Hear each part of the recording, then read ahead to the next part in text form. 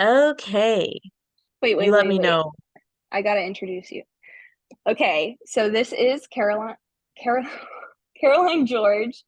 We were undergraduate students together at Temple University, and um, at first, I think Caroline was pre-med, and then she switched into doing more cellular and genetics research. Um, right now, I think she's working with zebrafish and creating like a gain of function sort of thing. So she has a PowerPoint that she needs to practice. So I thought, why not have her practice and maybe you guys learn something too. So, welcome, Caroline. Nice to Thank see you. you. Thank you, Nala. It's great to see you. I am a post-bac right now at UPenn, and I work in Dr. Granato's lab. And yeah, we mainly do zebrafish. Um, and so I'm in a prep program for post-bacs, and so part of that is giving a research talk at one of our like regular meetings. So this is going to be like a short talk to just cover my project, what I'm doing right now in the lab. And also, I just think it looks really pretty, and I spent a very long time on it. So I'm, Also, Caroline has to catch me up on her research. So yeah, this this was is a great actually this was gonna opportunity. happen anyways, and so we Yeah, were like, let's just record it. So yeah. yeah. Okay. I'm sharing my screen. Let me know if it pops up properly for you. Okay.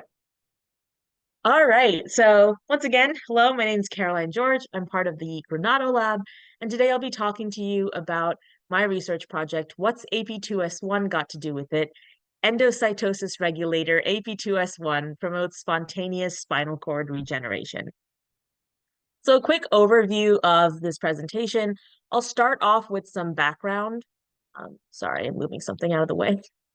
Uh, Sorry. Okay, I'll start off with some background. I'll cover neuron function, ap2s1 function, and also explaining what goes on with neural injury in humans and zebrafish. Then I'll introduce my project, my hypotheses, and the main methods and models that I'm using.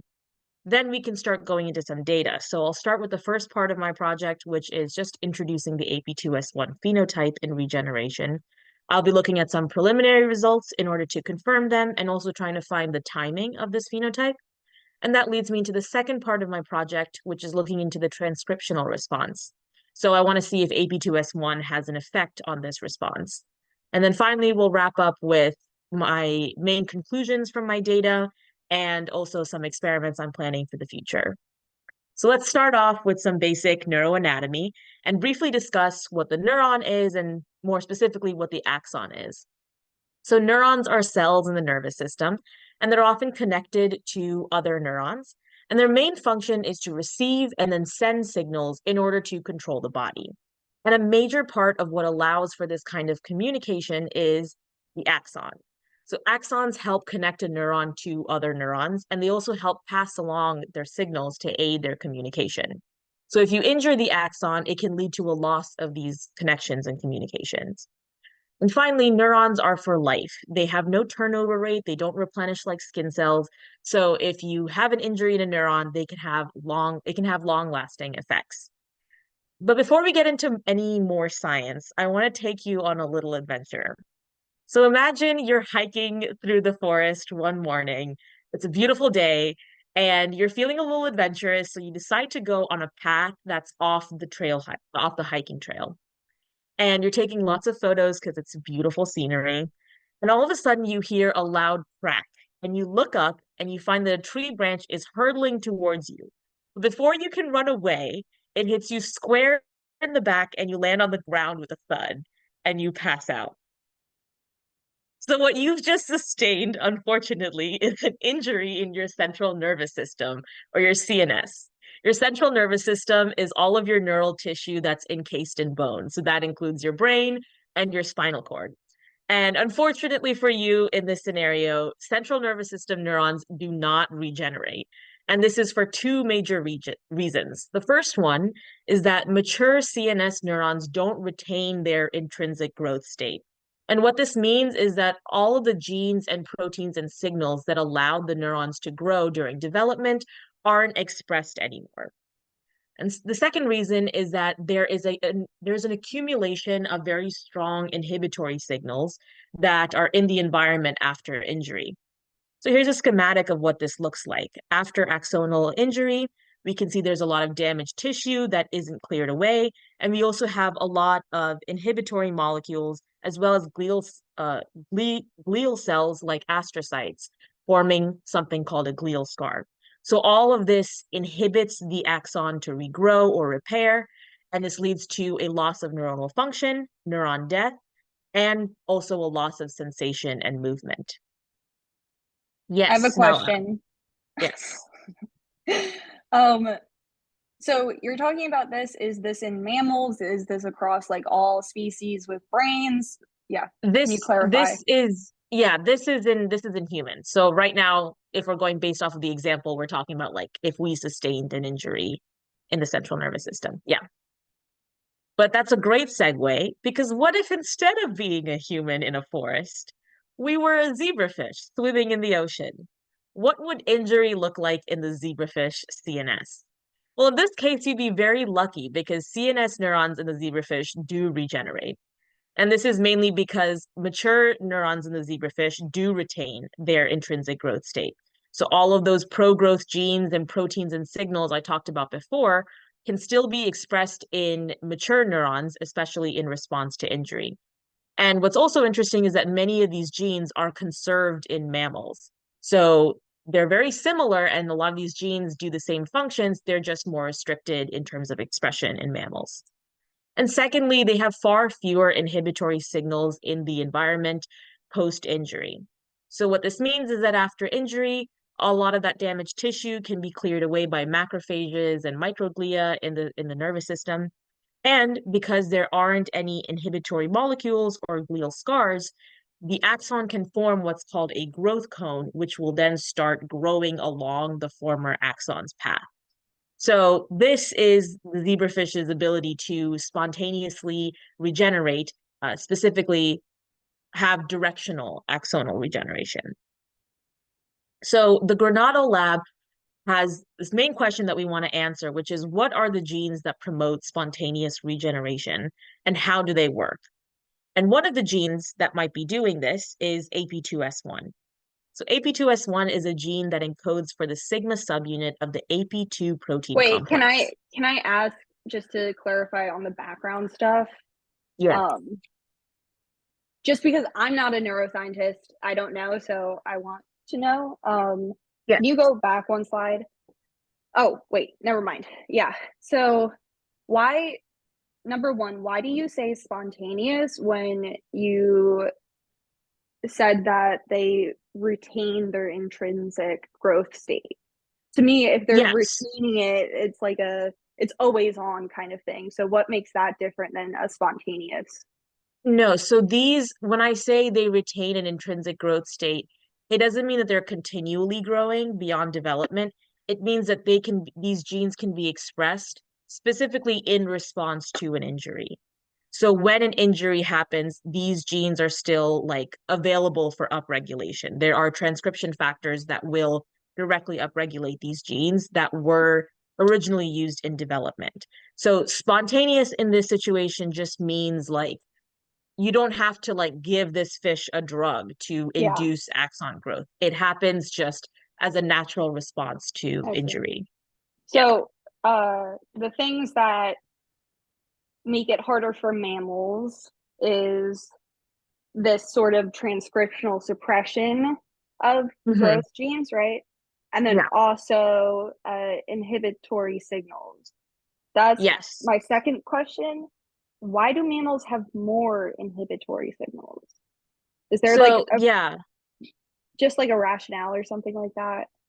Yeah. I mean, I guess that is a good question. I think that's partially what a lot of researchers are like trying to figure out, like why Fair. do these animals like why do they have fewer inhibitory signals? Why? So Yeah. it's an interesting question, and I think it largely has to do with the way the central nervous system in most mammals are set up. I will say for there are some mammals that do regenerate in their central nervous system. Okay. So there's a specific kind of mouse called the spiny mouse that can regenerate just like this. Also, something called the naked mole rat can do that. So I think it largely probably has to do with the organization of the central nervous system. I think as you get to more complex nervous systems, Mm, I feel like there is potentially more danger to having these pro-growth genes just kind of always be available to be mm. expressed because it could lead to ectopic growth, it could lead to wrong synapses occurring. So I think for that, that would have to be my best explanation. Yeah, no, that Um, makes sense. yeah, I do also want to add our peripheral nervous system can regenerate a little bit depending on the extent of damage. So, yeah, but again, our peripheral nervous system is organized differently. It has I different see, glial I see. cells, so it's a completely different environment. And that could also be part of the answer why mammalian CNS neurons don't regenerate, but zebrafish do. Okay, and this gene on the next slide, Yeah, the ap2s1, yeah. you think that's related to this growth, right? Yeah, we're Okay. gonna be All right. going into Get some data that shows that. Yeah. So ap2s1 is a gene that encodes for the sigma subunit of the ap2 protein complex. And the ap2 complex is critical for clathrin-mediated endocytosis. So here's a diagram of what the ap2 complex looks like, and the ap2s1 subunit is here in teal. And the way this aids in endocytosis is you have ap2s1 and another subunit binding to some transmembrane protein that needs to be brought inside the cell. And the other two subunits will bind to another protein called clathrin. And more ap2 complexes and more clathrin starts to accumulate around the cell membrane where the cargo is. And as this accumulation happens, it helps pull the cell membrane into an endocytic vesicle along with the cargo. So ap2s1 in zebrafish has a human homolog by the same name with a 99.3% identity. So they're very similar, despite being two very different species. And depending on its cargo, ap2s1 could have larger effects in the body. So, for example, a previous postdoc in our lab, Dr. Roshan Jain, found that in zebrafish, ap2s1 is required for decision making by regulating the levels of this calcium sensing receptor. And it's actually through his work that we were able to get a mutant knockdown line for ap2s1 in zebrafish. Can You I look like you ask have a another? question. Yeah, I do Yes. have Yeah. another question. Um, okay. Okay, what is decision making and So how is that related to calcium sensing? yeah, this goes into his entire project. It is Mm. really fascinating. So decision making is quite literally just the neural ability to make a choice. So your neurons are always responding to some kind of stimuli, and it is Oh, according I to see. that you make a choice, right? Okay. So I think for this project, he was looking at zebrafish larvae, and they have what are called startle motor responses, and specifically they have two kinds of startled responses to auditory stimulus. Um, and I think like at lower decibel auditory stimulus, the zebrafish choose one type of startle response. And then at some point, there's like a threshold. And once it starts getting louder, basically, they choose a faster startle response. So essentially, what he found was that, like, when you have ap2s1 of sorry no I need to think about how I phrase this because the project itself was structured kind Well, of if it's not your project, then I don't really care. But okay. I have another question for you. Yes. Just to clarify for other audiences and myself, when you say cargo, you're talking about either other proteins or molecules or things inside of a cell that then get trafficked outside, right? No, this is endocytosis. So So inside. endocytosis is the process of bringing stuff on the cell Okay. membrane or outside of the cell into the cell. Yeah. Okay. So cargo is largely, we're discussing like a protein or a molecule or something that's going through the cell membrane or just outside the cell membrane. Do you know what that is? What do you mean? Like, what is the cargo? What does ap2s1 carry? They make this complex, Oh, right? yeah, So, they have a lot. It could be cell adhesion molecules, it could be okay. this calcium sensing receptor. I mean, pretty much So it's anything not that's specific. necessary. It's not like Okay. Okay. I Cool. honestly I haven't even looked up all of its targets because I'm kind of scared to.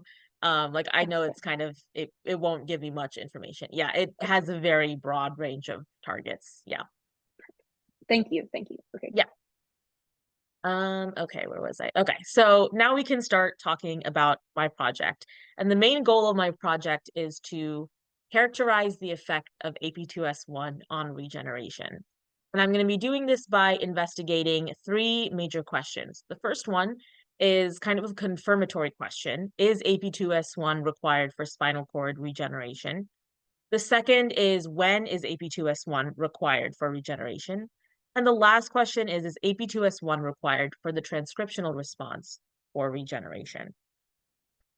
And the way I'm going to be investigating these questions is by using the zebrafish as my research model organism. And I'm going to do that for a few reasons. The first one being for genetic homology. 80% of disease genes in humans are conserved in zebrafish, which makes sense. They're both vertebrates. So there is quite an overlap. So if we find a gene that's important for regeneration in zebrafish, it's highly likely that we'll find a decent homologue in the human. The second reason is for optical clarity. In our lab, we use zebrafish larvae in particular, and they have transparent tissue. And so this allows for live imaging live imaging so we can track regeneration occurring in real time. And the third reason is because they have a simpler nervous system. And this is a positive for this project because it allows us to do single cell resolution. So we can look at very specific cells and axons, precisely transect them, and then be able to accurately quantify the regeneration from that particular axon. So, as Bruce said in Finding Nemo, zebrafish here are our friends and definitely not our food. That's not a good idea. The main method and assay that is really central to all of my experiments is going to be the zebrafish spinal cord transection assay. And at the center of this assay are two very special neurons called Mothner cells.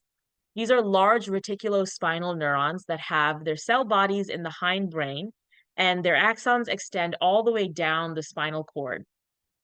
They help facilitate startle motor responses. So they receive signals and then they can innervate motor cells. And with Mothner cells, we're able to label their axons specifically with a transgene called TOLO56 GFP. Now, our transection assay is pretty straightforward. We transect the right Mothner axon using a laser at a focal point. And this is a schematic of essentially which Mothner axon we're injuring. So the axon of the injured Mothner cell is on the right, but the cell body is here on the left because they cross over. And we leave the other Mothner cell completely uninjured as a control. So after transection, the Mothner cell goes through some stereotyped regeneration stages. And the first one is the creation of the injury gap within the first 3 hours post-transection. Just to orient you here, the transection happened right here in the middle of this video that I'm going to play soon. And this side of the axon is the proximal side, so it will still be connected to the cell body. While this side is the distal side, it'll be disconnected. So let's take a look at how this injury gap is formed. So we can see that after transection, the membrane on both of these parts start to pull away. The proximal side starts to grow into the stump that eventually becomes the growth cone, and the distal side starts degenerating. As you can see, it's already starting to happen here. The next step is the formation of the growth cone and extension into the injury gap. And this happens between 3 to 12 hours post-transection. So in this video, we can see a small branch kind of peeking into the injury gap where the transection was done. And we can see that this proximal side is a bit thicker. That's because the growth cone is forming and it needs to send out more branches. The next couple steps between 12 and 24 hours post-transection is the axon just branching across the injury gap and then eventually extending beyond. So here we can see a video where it has a few small sprouts kind of going across the injury gap and then going further down. And as they grow further down the spinal cord, they thicken because they're stabilizing. And the last step or the last time point is between 24 and 96 hours post-transection. At this point, you have like a main 1 to 3 branches that's growing along the former axon's path. And at 96 hours is our final time point. At this point in wild type larvae, they have achieved approximately at least 75% of regeneration. So at least 75% of their axon length before the injury has been recovered at this point. So we can see a few main branches kind of here on the bottom, and we can I ask see a that, question? yes. Would you expect 100% regeneration rate after 96 hours? You know what I mean? Like, if Yeah. you come back to this in like a month, is the Oh, fish gonna yeah, yeah, be yeah. okay? The fish would be totally fine. Yeah. We only keep them for 96 hours because of like the IRB protocol. It's just easier, but yeah, no, they grow fully back. Okay, so with all that information in mind, we can now move on to the ap2s1 phenotype. If you remember these 3 questions I asked, this part of the project will mainly be concerned with these first 2 questions. Before I show you my data, I want to show you some preliminary data that I received that acted as a like jumping off point for my project. So the graduate student in our lab, Jaffna, had done a genetic screen using ap2s1 deficient mutants and their siblings. So what she did was she transected their Mothner axons and then imaged their regeneration at 96 hours post-transection. She was then able to quantify all of her data, and that's represented in this graph here. We can see on the y-axis we have the percent of axon regeneration. Again, that's just the percent of the original axon length that the Mothner axon had recovered after injury. So what she found was that these ap2s1 deficient mutants portray this regeneration phenotype in that they just don't seem to be regenerating as much as their wild type and heterozygous siblings. However, this was all preliminary data, and I wanted to confirm these results for myself. And I did that by doing my own set of laser transection and imaging experiments on the Mothner axon. I did this by first in crossing heterozygous ap2s1 parents. I collected their embryos, and when they were 2 days old, I screened them for the TOLO56 marker for the Mothner cell. And this is an image of what they look like. I think they look like little aliens. Then at 5 days old, I'm able to transect their Mothner axons with a laser. I also verify that the axon has been completely transected by making sure that I see an injury gap. I then leave these larvae alone and I let them regrow until 96 hours when I can take them and live image the length of their axon and quantify the amount of regrowth that they display. And finally, I genotype all of my larvae to confirm if they're a mutant or a wild type or heterozygous sibling, and then I process the images that I take. So let's first look at some of those images that I took. So this is going to be a representative image for a heterozygous sibling at 96 hours post-transection. And just to orient you again, in this image, I've laid the larvae completely flat. Over here, anterior is towards the cell body, and the posterior end is going to be towards the tip of the tail. And this green line you see here is the regenerated axon. So this is where I transected the axon. And this red circle marks where I see the end of the axon branch. So this looks pretty normal. This is what I expected from a heterozygote. Let's take a look now at a mutant's regeneration at 96 hours. So again, this green line here is the regenerated axon. I transected the axon here, and I marked the end of the axon branch with this red circle. So looking at these images, we can see pretty clearly that these mutants do not regenerate as much as their siblings. I was also able to quantify this, and I found that my results were very similar to what Jaffna found. These siblings only average at about 85% regeneration at 96 hours, while these mutants only average at about 20%. So what this leads me to conclude is that ap2s1 mutants regenerate significantly less than their siblings, and this implicates ap2s1 as a necessary gene for complete regeneration in the zebrafish. Oh, sorry. You said they're heterozygous mutants or No, the homozygous? the homozygous mutants. Okay. So yeah, homozygous mutants. So the second question I wanted to answer was, when is ap2s1 required for regeneration? And to do this, we'll be going over some data that from an experiment that Jaffna did.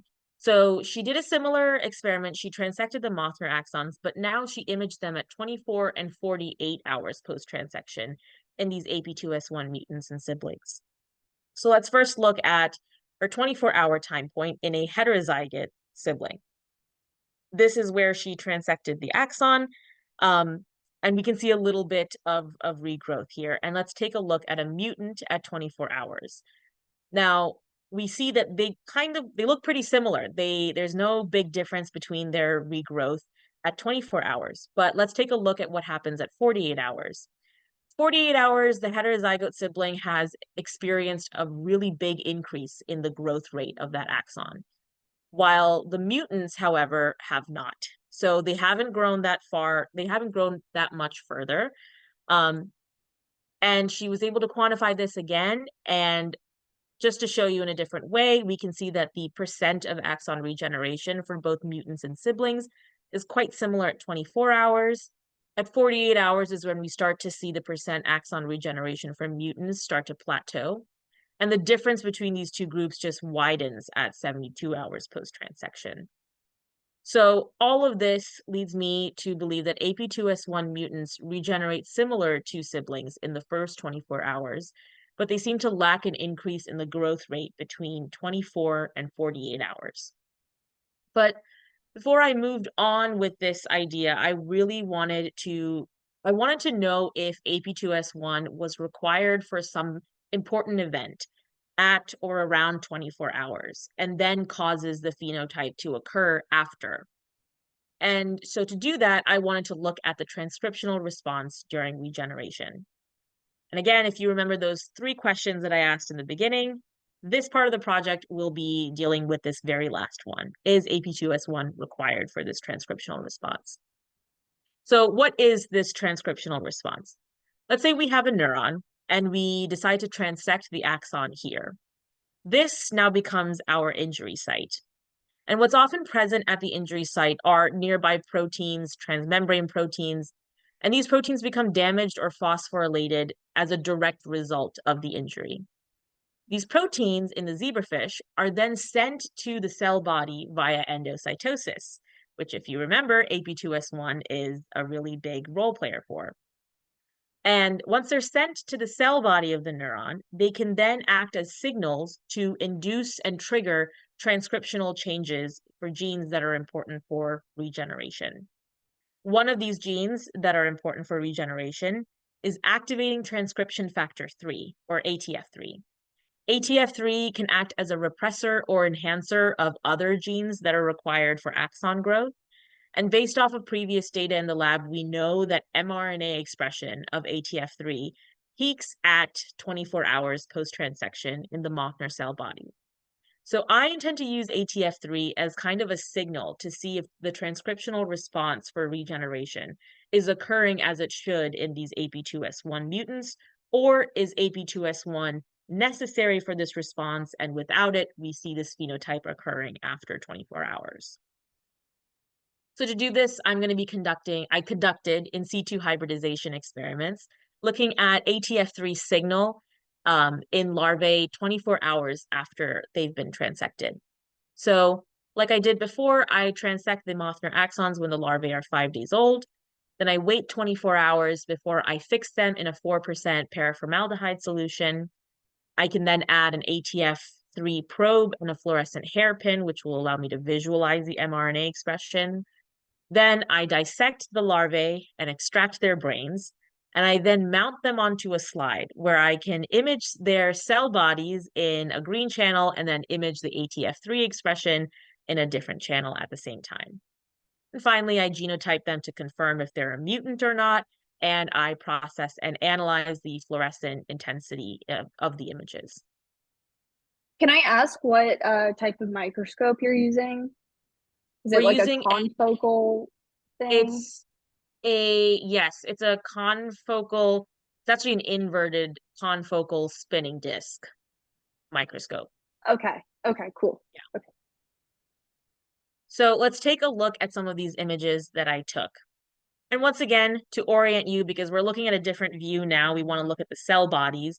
So we're actually looking at, we have a top-down perspective of the zebrafish brain in these images. So let's start with the wild type. Here are the cell bodies of the Mothner cells in the Tolo 5-6 GFP channel. So we can see that the cell body of the transected axon is on the left and the non-transected is on the right. And I've outlined the shape of their cell bodies in white. And let's see what ATF3 expression looks like.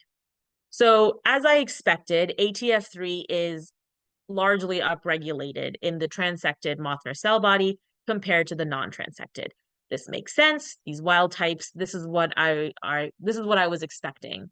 And now let's see if the same thing happens in the ap2s1 mutants. So these are, again, their cell bodies in Tolo 5-6, and let's take a look at their ATF3 expression. So, hold on. Surprisingly, we were looking to see if there is any upregulation of ATF3. And in these images, it's clear that there is still upregulation of ATF3 in these mutants, especially when you compare it to its non-transected Mothner cell. Yes. So this is what you want, right? This is a good result.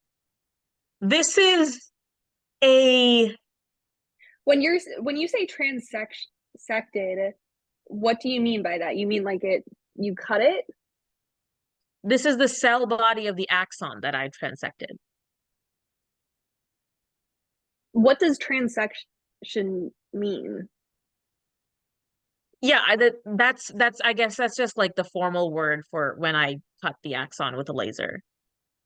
Okay, okay. So for your mutants, your homozygous mutants, you have, so when you cut it, you do see this expression of the ATF3, Yeah, yeah. but you don't see So, it in the non-transected but I one. don't see it in the non-transected because this upregulation of ATF3 should only happen in response to the transection. Okay, Yeah. that makes sense. So, Okay. yeah, so these results are not exactly what I was expecting.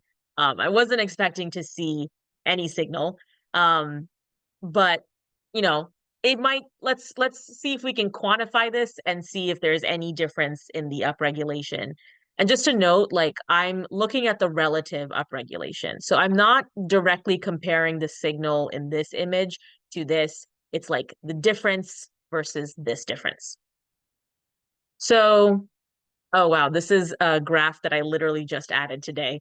So I quantified the signal that I got from the ATF3 mRNA images, and I essentially took a ratio of how much fluorescence intensity I saw in the transected cells versus the non-transected cells within the same larvae. And so that's what's represented here on the y-axis. So if there was no upregulation of ATF3, all these values would have been really close to zero. But they're not at zero, so we know there is upregulation of ATF3. So for wild types, we know that this upregulation happens at around a ratio of 1.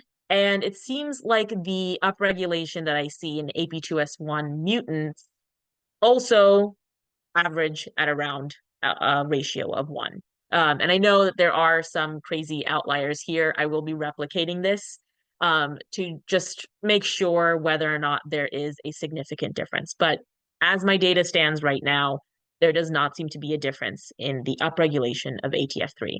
So because these ap2s1 mutants upregulate ATF3 similarly to siblings, it suggests that ap2s1 is not required for the transcriptional response during regeneration. So this is very interesting, and it leads to some solid conclusions. So we know that ap2s1 is required for complete spinal cord regeneration. We know that ap2s1 is likely needed for later regeneration stages, or at least the phenotype presents at later regeneration stages. And we know that ap2s1 is not required for the transcriptional response during regeneration. So all of these pieces can be summarized by saying ap2s1 is dispensable for early regeneration stages, and instead is likely operating in later stages to promote sustained and prolonged axon regrowth. So that is a pretty interesting direction for my project, and I have a couple future experiments I want to plan. I first want to look at ap2s1 mRNA expression post-transection. So I want to see if ap2s1 itself is being upregulated after injury in wild-type larvae. And I want to do this by observing ap2s1 mRNA expression with in situ hybridization, as well as some RT-PCR experiments. And I also want to Before see if ap2s1... Mhm. before you move on, so for this future experiment, would you expect the mRNA expression to be like the same at the 24-hour mark, but different after that? Yeah, if there is a difference in ap2s1 expression, I would expect it to occur after 24 hours. So I would probably, yeah, I haven't like fully planned out the timeline of this just yet, but I would probably start at about 48 hours and then probably work backwards until 24 hours. Oh, okay. Um, yeah, Yeah. just to like, Yeah. yeah, because we know for sure that this phenotype is happening at 48 hours. So I should see, again, if Mm, ap2s1 is directly being upregulated for regeneration, that is when I should see something. Yeah. nice. Um, the other experiment I want to look at is ap2s1 in other types of regeneration. So is ap2s1 only required for spinal cord regeneration, or is it also required for other kinds of neurons in the central and peripheral nervous systems? So to do this, I want to transect the optic and motor nerves and then image their regeneration in ap2s1 mutants and siblings.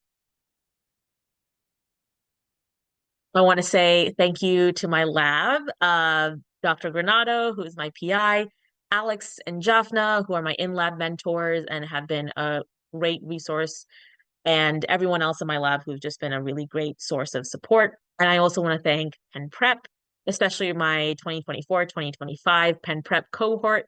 A lot of support and love there. And you may now ask your questions. Well, this will be when they ask their questions. So that's the end of my presentation. Yeah. Well, I still have questions. Yeah. Okay, so But you wrote them down? Oh my God. That's this is a great. I good love it. technique to have. When It you're is. in PowerPoints, I you always will forget never see them. these slides again. So whatever information you need to put it down. Um, and it's a good practice to like go into it and like actually try and pay attention and like, Yeah. yeah. Yeah. So, all right. So first question. What is the genetic difference between ap2s1 in humans or mammals versus fish? Like, is it in a specific like domain in the protein that like interacts Oh, with stuff? Like what is the difference? Is it like yeah. important or not? I I'll be honest, I don't, that's not really, I think, central to my project, so I That's fair. haven't looked into that. But yeah, I mean, I'm sure there is something on Ensemble that will tell you the exact difference. But yeah, I don't have a specific domain to tell you.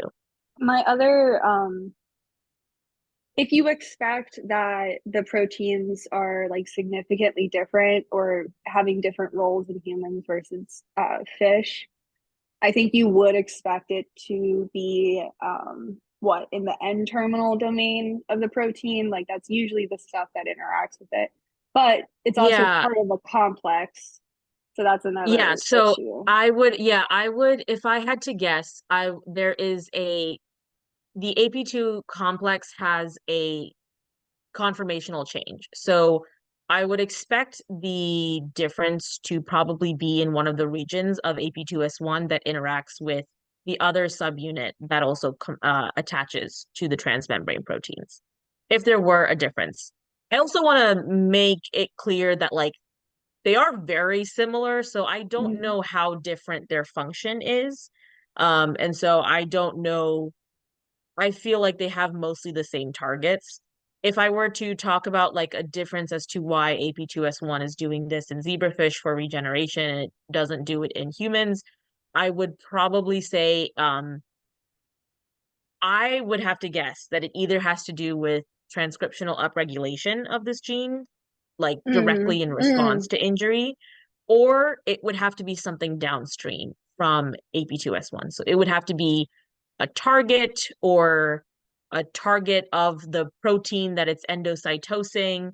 And if it's not there to endocytose that protein, that it's not able to activate some other protein inside the cell. So I, yeah, I have a feeling that the that would be the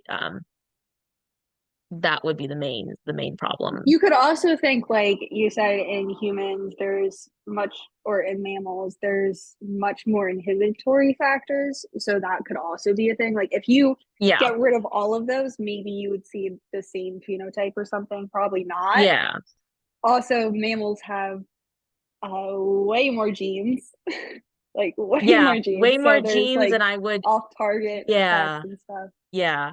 I would also imagine the extracellular environment to just be more complex in general. So Yeah. I wouldn't be surprised if like it wasn't just, you know, AP2, there's probably a bunch of other endocytic proteins that, would get in the way. Yeah. I have one last question. Hmm. Does is ap2s1, is it only expressed in neurons or is it expressed in other cell types? Um, it's expressed everywhere. Okay, It's expressed in immune cells, it's interesting. expressed, yeah, I think because its function is so basic, like Mm, endocytosis is just such a really important, yeah. critical like function for a cell. So it's expressed everywhere. And that's actually why I want to start with the RT-PCR Yeah. first before I do my in situs, because I just want to see like, is there a noticeable difference in ap2s1 expression, like specifically in response to injury and when that Mm, happens? Because if I were to just, I would probably find ap2s1 everywhere. So that is an obstacle that I will have to kind of overcome when I do that experiment. Yeah. interesting. Yeah, because what if ap2s1, maybe its function is not specific to neurons, but we can only see it because we can fuck with neurons. Like, like what if um Well, well, I you're a think it's neuroscientist, so that makes sense. But I mean, like, it could be that in damaged cells in general, like, I know like damaged tissue releases different signal types. And so, like, maybe it's just a response to damage, just any cell. but Yeah, yeah, I yeah. don't know. It could also, there is so ap2s1 and endocytosis in general does have a kind of specific function during axon development. So when the neuron is first growing. There's a Oh. couple of functions that ap2s1 might be required for. One is just recycling certain like cell adhesion molecules and receptors that allow the axon to continue to grow in a certain direction. And basically like the the axon grows as kind of like a moving train. So the growth cone is at the head of that train. So whatever signals you have, you kind of have to keep pushing those forward to the tip of the growth cone, Mm, right?